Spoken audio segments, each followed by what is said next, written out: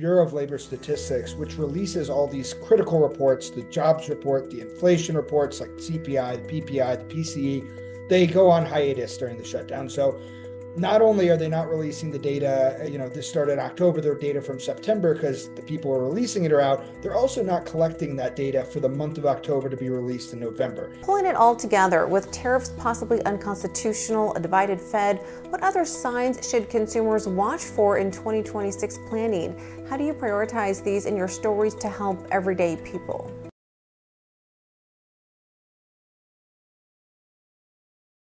Well, welcome, Zach. Thank you so much for joining us. Thanks for having me. Really appreciate it. So your article on the September jobs report highlighted 119,000 new jobs, better than expected, but with downward revisions to prior months and the unemployment rate ticking up to 4.4%. So it sounds as though this report was delayed as a result of the government shutdown. Did you face any other hurdles in gathering the results, and were you surprised by them? I think I was, I wouldn't say surprised just because we really didn't know what to expect. So to back up a little bit, this government shutdown had went on for over a month. It was the longest government shutdown in U.S. history. And during that time, the Bureau of Labor Statistics, which releases all these critical reports, the jobs report, the inflation reports like CPI, the PPI, the PCE, they go on hiatus during the shutdown. So not only are they not releasing the data, this started October, their data from September because the people who are releasing it are out, they're also not collecting that data for the month of October to be released in November. So with that in mind, it's been, we just got this report now and it's from September. So we're not really sure. I mean, it gives a good sense of the state of the affairs in a September, but really that might not be the reality right now at all. So kind of take all that with a grain of salt. I was a little bit surprised by the number being as high as it was. That's good news for the Trump administration, good news for the Federal Reserve. It's trying to shore up the labor market, make sure it stays healthy. But again, we go back to these downward revisions that we've had, not only in this jobs report, but several jobs reports, by hundreds of thousands cumulatively over the past year or so. So it makes taking these reports kind of difficult because on one hand, yes, we're seeing positive jobs growth, but are we thinking, a month or two from now, we could see that revised down. So it's kind of it's a difficult situation to analyze. I think kind of all in all, it wasn't really a wash to one side or the other. It wasn't a huge upside surprise or a downside surprise, but really it's going to be important just to see the more recent jobs data as that starts to come out. And we just found out that the BLS won't be releasing the the October jobs report or the October CPI and PPI reports. Again, that's hard. That's going to make the Federal Reserve's life harder when they're deciding what to do at interest rates because they're just not having the data that's supposed to be in front of them to make those decisions.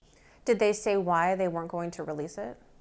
It was just they weren't able to collect it because one, the way these things work for, let's take the consumer price index, for example, the CPI report, it's the most closely tracked inflation report. To collect that data, they're going out and surveying consumers the month where the data is being collected. So they're going to someone and saying, hey, how much are eggs at the grocery store? How much is a gallon of milk today? And all that, those staffers were not working during the time when that was taken. And it's kind of hard to go back to someone and say, hey, do you remember in October 15th what you were paying for a carton of eggs? So yeah, it just makes it feasibly pretty impossible. There's some metrics that they can capture and release later, and they will be released in forthcoming reports. And that's like from companies that, have past data and they store that on what products are priced much. But the biggest majority of the survey is the household survey, it's called, and they just weren't able to collect data from that. I see. And sector breakdowns in your reporting were eye-opening. Manufacturing down 6,000 jobs, federal jobs down 97,000, but leisure and hospitality surging past pre-pandemic levels. What does this patchwork tell families planning holiday budgets about job stability heading into 2026? I mean, it's kind of goes with the notion of this low hire, low fire economy. You're seeing, I think the federal job losses, that's some of that's from the Doge stuff, some that's just from the state and local level. But yeah, but with the leisure and hospitality, it shows that the people are still going out, they're still spending money on things. They're not completely cutting back on travel and that sort of thing. And if we kind of zoom into right now, I actually just did a story on this holiday season. And basically, all the analysts kind of expect there to be muted growth. So the economy is still going to be expanding. People are going to still be spending more money than they spent last year on an like aggregate basis, but the growth is going to be much slower than in past years. And I think that's kind of what you see in these jobs reports for like leisure and hospitality. Yes, their sectors are growing. Yes, their sectors are contracting. Where you start to get really concerned is where you see multiple industries, multiple sectors start showing contractions instead of expansions. So, like I said, low hire, low fire. Many companies are not firing. You're not seeing these mass layoffs. There's some in the tech space, but you're not hearing every day about massive layoffs. But you're also not, if you're a job seeker, sometimes able to just go out and find a job like you were, in years past. And so it's kind of like treading water right now. And I hate to say it again, but it's sort of we're in wait and see mode, really. What's going to come down the line. I see. And over the weekend, you reported on Trump's quiet executive order rolling back tariffs on coconuts, citrus, teas, pineapples, and even some beef products beyond just bananas and coffee. So economists like Ryan Young called it surprisingly broad, possibly eyeing 2026 midterms with affordability top of voters' minds, with polls showing 63% of Americans thinking tariffs fuel inflation. Do these exemptions feel like a real win for consumers, or just a political band-aid after Democrats off-year election gains? So I think we need to start talking about this. We need to really look at the most recent election.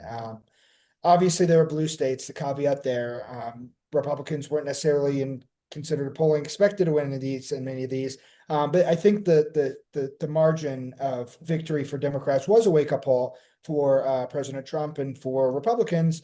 Especially because all these exit polls showed that the biggest concern for voters is still one, the economy, affordability, inflation, cost of living, the same things that got Trump into office back in 2024. And so I think there's been a renewed focus on that. And the other thing is, it's a debate on how much tariffs actually increase inflation. There's no real clearance of that. And you talk to one economist, they'll say one thing, talk to another, he'll say another thing. It's pretty universally understood that there is at least a one-time price increase when you raise tariffs because they have to be passed on in some fashion. But other economists will say that there's these massive inflation will be massively increased. So with that caveat alone, when he did these exemptions, a lot of these are for products that were not made in the United States and are not made or produced in the United States. So a good example is bananas. We just don't have the capacity to grow bananas here. And so when you slap a, 15, 20, whatever percent it is tariff on them, essentially there's no alternative. So the prices are going to rise by that amount. Coffee is another example. And if you look at under the hood on some of the CPI data, coffee prices have increased. I can't remember, but I believe it's between 10 and 20% in the past year alone. So I think a lot of these were designed to address those very narrow bands of products that we can't produce here domestically. But there are also, that's why you mentioned Ryan Young at CI. I think there was some surprise with that there were some items that are produced here, that are grown here. Off the top of my head, beef products, because we've been seeing beef inflation quite a bit.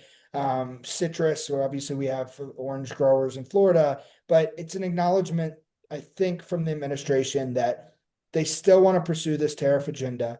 They still see it as very advantageous for the U.S. in the long term to reshore manufacturing, that sort of thing. But there are concessions where, yes, we understand that some of these things are going up quicker than others, and we need to kind of take a little bit of a relief valve on some of those specific items.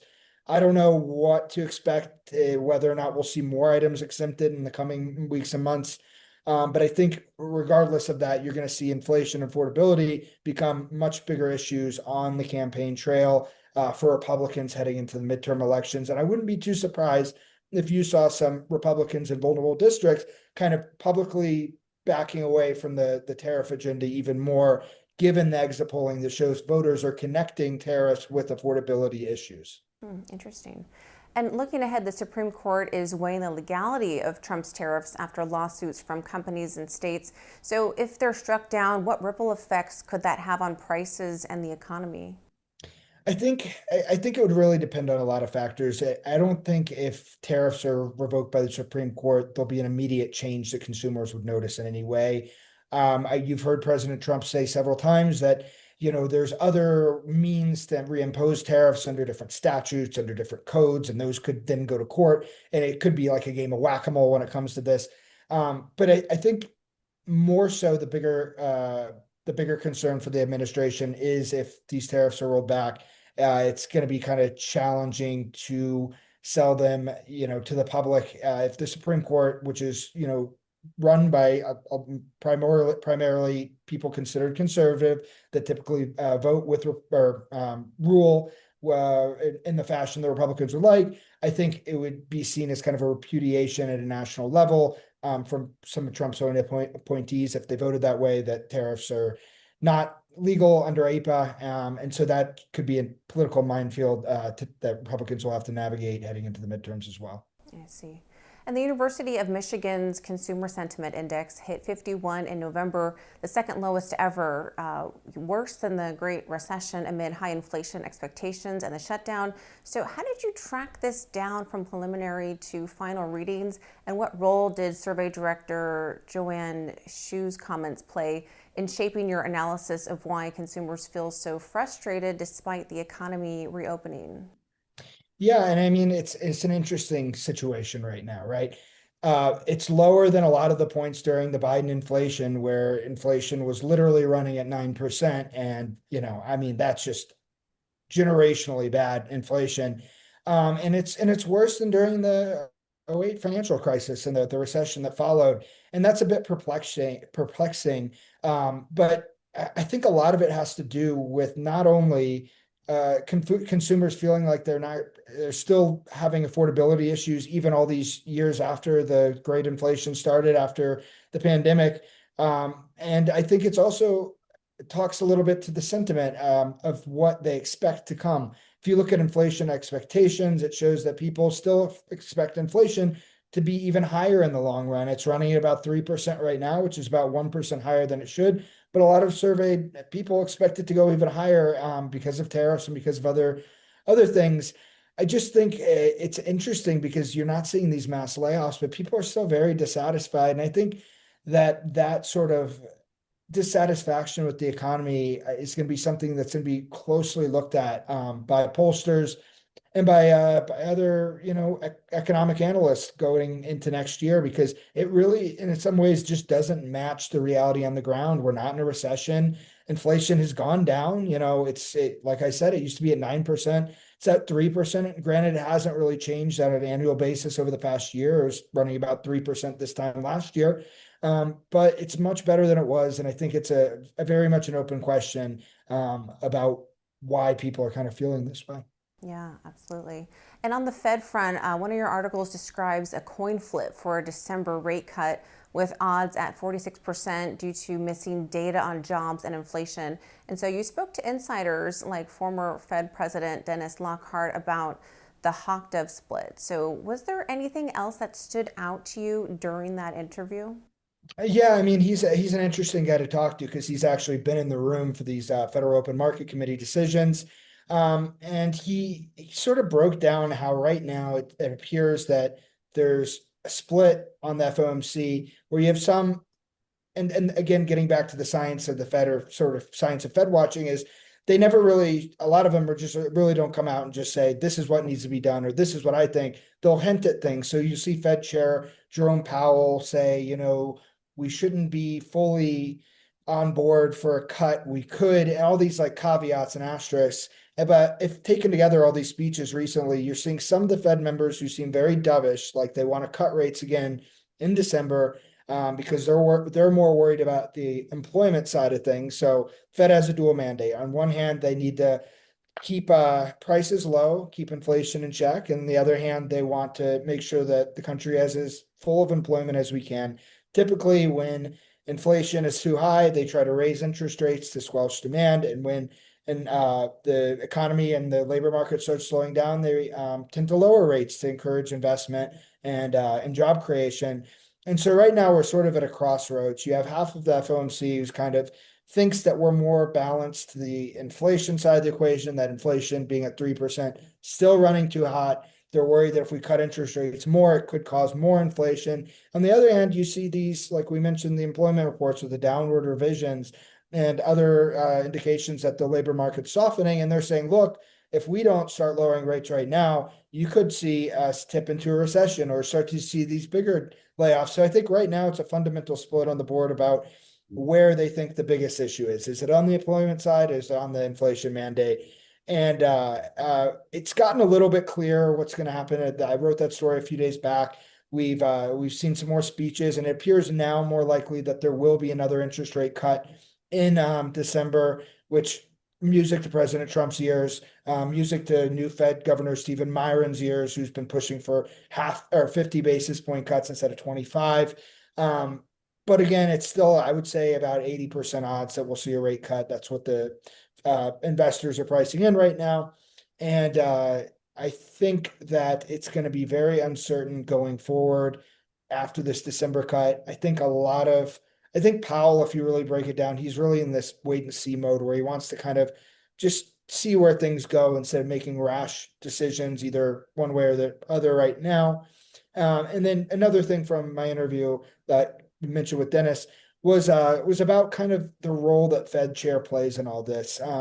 If there is a split decision like that, and say the board were kind of divided on whether to hold or whether to cut, he said that that's kind of the role that the Fed chair comes in, and he's the deciding vote, if you will. And a lot of members will defer to him, and they'll end up voting the direction of even if they weren't gonna before, they'll kind of lean into it because they want to show that their choice is more, united. So you don't really ever see these big split decisions on the Fed where it says like 4 dissents or 5 dissents. You'll see at most 1 or 2 dissents because they will kind of defer to the Fed chair in these decisions where it goes either way. So it'll be interesting to see. We also I mentioned Stephen Myron, President Trump's pick for Fed governor, whose name has been in speculation for Fed chair, and along with several other people. Bullard on the board has also been his name's been turned around, but he actually said, because he's been dissenting and preferring bigger rate cuts. So even though the Fed's cut the past 2 meetings by 25 basis points, he's been saying he wants 50 and not even voting for the 25 cut because he wants a 50 basis point cut. And he had said if he was the tie-breaking vote, he would then vote for 25. So, it's anyone's ball game right now. But we'll see as it gets closer to the meeting where sort of the public statements from Fed members and where this interest rate decision sort of kind of evolves into. Yeah, interesting. And President Trump's floated $2,000 tariff dividend checks for voters could cost $300 billion or more, but economists like Jason Furman warn that they'd add to inflation similar to Biden's stimulus. So how did you crunch the numbers on feasibility, and did you interview White House officials to clarify if this is checks, tax breaks, or something else? So it's all very unclear. I'll start with that. I mean, this was an idea that was sort of released on social media, but there hasn't been concrete, the wheels haven't really been put in motion on this. So we don't know what if it would be in the form of a reback or like a check, or if we've never had a specific income threshold level. It can be anyone under 100,000 or anyone under 80,000, because President Trump did say that they want to do it for people who are not like super wealthy. So it's not going to be a check to everyone, that sort of thing. There's some concerns about this. If it used purely tariff revenue, then it wouldn't be as inflationary because it would be basically money from the tariffs going back in people's pockets. If they need the deficit spend on this, like Biden did right after the pandemic, where we were, just adding to the deficit, that could be inflationary and could actually hurt the overall inflation of the country in the longer term. In a shorter term, either way, I think it would help American families if they were to cut, $2,000 check. Obviously, that's going to help buy groceries, go to the supermarket in the short run. I think you need to weigh the longer term inflation concerns, because yes, it might help before an election year and might help right now, but if it increases inflation by a tenth or of a percentage point or more down the road, then overall it's just going to hurt in the longer term. So I think it's to me about balancing that. There's also the question of whether or not Congress would even have any appetite to do this, and it doesn't seem like me that they do. Some lawmakers I've talked to on background and stuff, they don't really seem excited about it, or like they're really chomping at the bit to get this passed.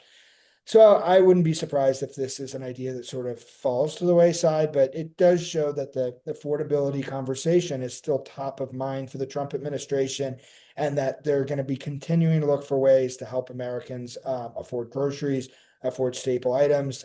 And, I think that's really going to be the message of 2026 as we head toward the midterm elections. Well, Zach, thank you so much for your insight into economic uncertainties heading into the holidays. We, of course, look forward to more of your reporting on the topic.